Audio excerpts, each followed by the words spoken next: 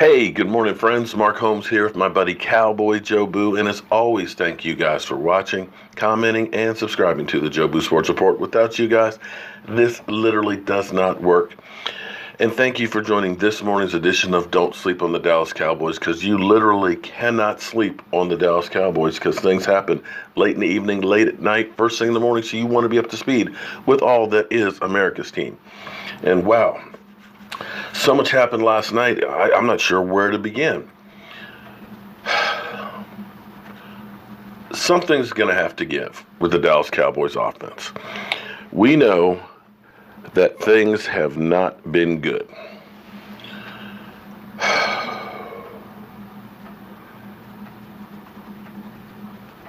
We put all faith behind Scott Linehan. Scott Linehan was one of the ones leading the firestorm that we don't need Dez Bryant. But it seems Dez Bryant is still around. Here is our soon-to-be all-pro linebacker, Jaylon Smith.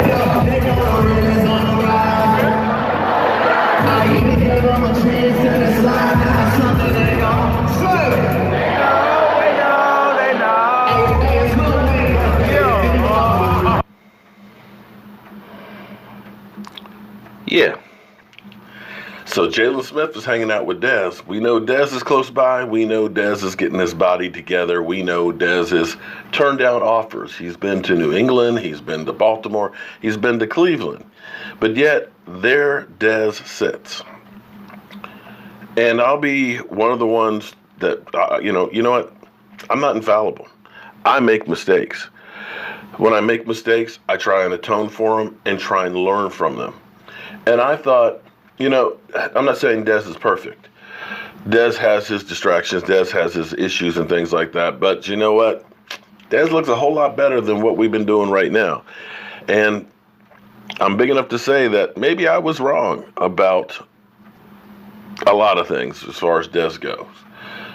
So I wonder, what is the over or under, or how many more games it'll be before Dez Bryant is back with the Dallas Cowboys? We know he's close by. We know he still has relationships with, including the owner. And if things continue on this path with the passing game, I could see the Cowboys saying, you know what, Dez, come on back. But with that, I see that Scott Linehan would have to go. Things change in the NFL so quickly. And I got to give credit to this to Ari Timken, because I didn't realize this till I actually watched the show. But Ari had pointed out that 2 years ago, we did play action 24% of the time. 24% of the time when we lined up with the football, we did play action. And that was fourth most in the NFL. Today, we're still doing about that same amount of play action. And it's 14th. Football evolves and changes so rapidly that if you aren't ahead of the curve, you're getting run over. There's plenty of places to look at our offense and say it's not the same. When we used to be known as the best offensive football, well, now our offensive line is being rated at 11. Not the worst in the world, but when you have time, it's a lot easier for quarterbacks to hit a guy when he's got 3, 4, 5 seconds, as opposed to just 2.64, which is how fast Dak has been getting the ball out. The offensive line is not the same. Clearly, the talent at wide receiver is not quite the same. Clearly, the talent at tight end is not the same. Clearly, Dak has regressed. All these things compounded together, along with Zeke Elliott just beginning to get into a groove running-wise, but still having brain farts. All these things together collectively have brought this offense down. And the lack of creativity. I watched that game last night, and it was apparent to me that, one, a lot of people who talk about football, Joe the fan like I am, Joe the fan who comments and stuff, a lot of them don't necessarily understand terms and what they're talking about. I posted a video just kind of showing a little bit of a difference with Jared Goff. Jared Goff, who Troy Aikman said his rookie year, he couldn't throw the ball down 25 yards down the field, couldn't throw a spiral. And it was just kind of like, this guy's not an NFL quarterback. But bringing in Sean McVay, a young guy, a motivator, a guy who is a tactician, was the difference between him being a bust to him being the Jared Goff we see. But I posted this video because it took about 5 seconds for this play to develop. He had a clean pocket. He had a throwing lane that was wide open with nobody in there. He could have actually run downfield for about 5 yards. And he threw it to Cooper Kupp, who literally had 5 yards on the defender. So he's wide open.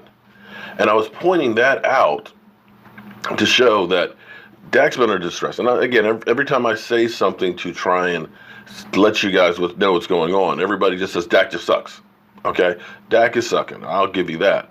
But there's reasons behind it. If he was having 4 or 5 seconds to throw the football in a lane and a receiver that was actually open, we've seen him hit receivers when they've been open. We've seen him miss some receivers when they've been open. I'm not disputing that.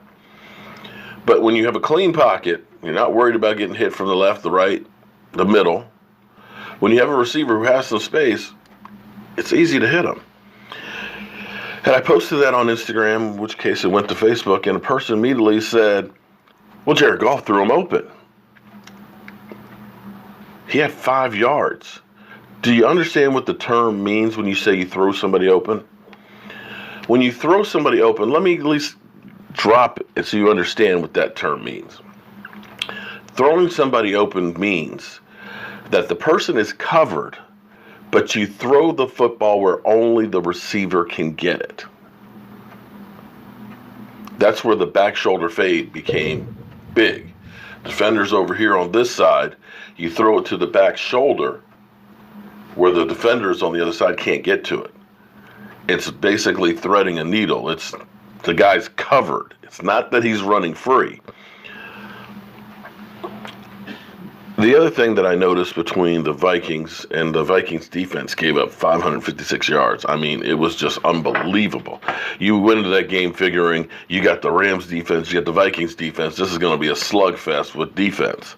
And it ends up being a shootout. I mean, it was just like, it's like watching a video game. What's apparent to me is the up-tempo, the speed. A lot of these passes aren't big, deep passes like everybody keeps saying, and we do need to throw some, but it's a mixture of hits that are coming from all over the place, kind of like what our offense was designed to be. It just hasn't worked that way. I call it death by 1,000 cuts because you don't know where it's coming from, and it's up-tempo and fast. So you throw over here, sometimes it's in the flat, sometimes it might be a 5-yard slant. You know, sometimes you're going to hit the tight end. You're going to hit, you know, a curl route or a hook. Or you're going to go ahead and get a screen over here. Or you're going to do a draw. So it's trying to move the ball around in all different positions and hit it where they don't know that it's coming. That's what our offense was supposed to be. I think it'll get better than what it is because there's still no repertoire with the receivers. Now, I'm ready to go ahead and just say, let's just forget the Seattle game. Maybe the Seattle game is not the team that we really are. And the reason I say that is there were so many emotions built into that game, so many subplots and things that we just don't even know.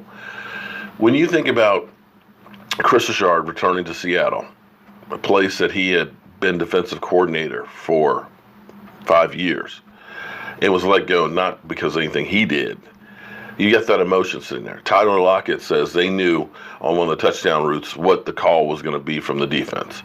And I noticed when I was watching the game that it looked like Rod Marnelli was calling some defensive plays and Chris Richard was kind of standing behind him. I'll find that clip. And it kind of makes sense because it was a war between Pete Carroll and Chris Richard. And from the moment, of course, the war for Earl Thomas as well, because, here it was, we were looking at making a trade for that guy.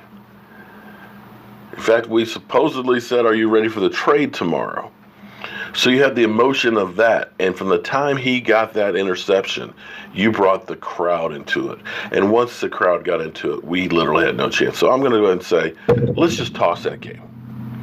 Because anybody knows Seattle, you don't play well offensively there. They have something that I wish we had, a home field advantage. That place, if you are not 100% ready, and even when you're ready, you'll get killed there. So let's toss that one aside. Let's just forget about it. Let's hope that we're more like the Giant game than we were the Seattle game. But with all that being said, something's got to give. The wide receivers are beginning to get frustrated. And I think part of the problem is we keep throwing guys out there, so many different combinations that nobody really has a chance to establish themselves. They're not getting enough reps into a system where they're doing things up. To me, it's kind of like when you say you've got two quarterbacks, you really don't have a quarterback. We have all these different receivers. Maybe we really don't have wide receivers. And Dak has got to do better than what he's doing. So with that being said, when I look at what we've been doing well, it seems like the offense has been more in a flow, up-tempo, no huddle. I believe they need to get more up-tempo. Use these young guys, okay? Use these young guys that hopefully will wear another team down. Come out there with something a little different than what teams are expecting and run the frickin' ball. It's not complicated. Play action pass. You got to do more of it. You got to get Zeke going and establishing that run early. Run pass option. Dak is built like a linebacker. He's shown he can take a hit. Because in the end, I know everybody says, forget Dak. Dak is trash. Let's move on. Let's move up. Let's tank the season so we get a high draft pick and draft a quarterback. Let's sign this guy or that guy. Well, here's the reality, people. Cleveland, how long was Cleveland looking for a quarterback? How long has the Washington Redskins been looking at quarterbacks? You don't think these teams have tried? Take a look at Arizona, who paid $20 million for Sam Bradford to bring in a veteran who's now benched. Take a look at San Francisco that signed Jimmy G off of 7 games, over $100 million, who's out with an ACL. Look at Denver, who had a great defense. All they needed was a quarterback. Look around when everybody says draft a first-round quarterback, because that's why Dak sucks. He was a 4th-round pick, but Tom Brady was a 6th-round pick. Tony Romo was undrafted. And the NFL is littered with guys that were first-round draft picks that were busts, from Jamarcus Russell to Paxton Lynch, a guy who we wanted to trade up for. You look at Marcus Mariota, who was the 2nd pick in the draft. Right now, he's stinking up the joint. You got Jameis Winston, who was a number 1 pick. Jameis Winston, he's a head case. He's been replaced by Ryan Fitzpatrick.